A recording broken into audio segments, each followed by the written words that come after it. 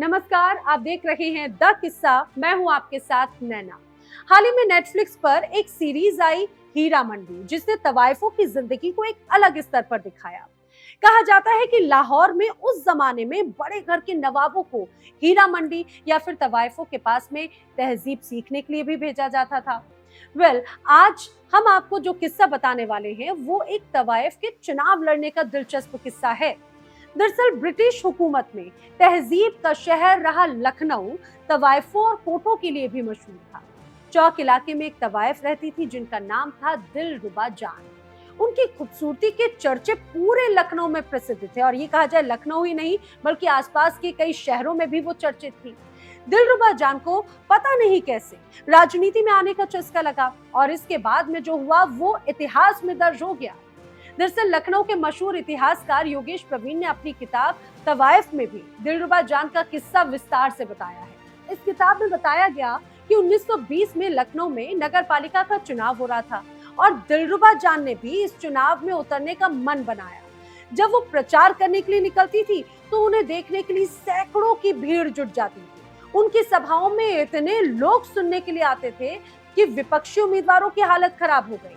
स्थिति ऐसी हो जाती थी कि जो इलाका था वहां पर बैठने के लिए खड़े होने तक की जगह नहीं मिल पाती। हालात ये हो गए कि दिलरुबा जान की लोकप्रियता को देखते हुए उनके खिलाफ कोई भी चुनाव लड़ने के लिए तैयार ही नहीं था। अब ऐसे में लोगों के बीच में चर्चा थी कि दिलरुबा जान के खिलाफ आखिर चुनाव लड़ेगा कौन। दरअसल कहा जाता है लखनऊ में एक बड़े प्रसिद्ध हकीम हुआ करते थे, शमशुद्दीन, जो कि चौक के पास में अकबरी गेट इलाके में रहते थे। अब उनके साथियों ने उन पर चुनाव लड़ने का दबाव बनाया। अपने साथियों के कहने पर हकीम दिलरुबा जान के खिलाफ चुनावी मैदान में उतरने को तैयार हो गए। हकीम जब चुनाव प्रचार करने के लिए निकलते थे तो उनके साथ में बहुत ही कम लोग हुआ करते थे। चुनिंदा लोग ही चुनाव प्रचार के लिए निकलते थे। अब इस दौरान हकीम ने शहर की दीवारों पर बड़े बड़े अक्षरों में नारे लिखवाए, है हिदायत लखनऊ के तमाम वोटर शौकीन को, दिल दीजिए दिलरुबा को और वोट दीजिए शमशुद्दीन को। जब दिलरुबा जान को हकीम साहब के इस नारे के बारे में पता चला तो उन्होंने भी इस पर विचार किया कि उनके लिए आखिर किस तरह का नारा होना चाहिए। तो उन्होंने भी एक नारा तैयार किया, पलटवार।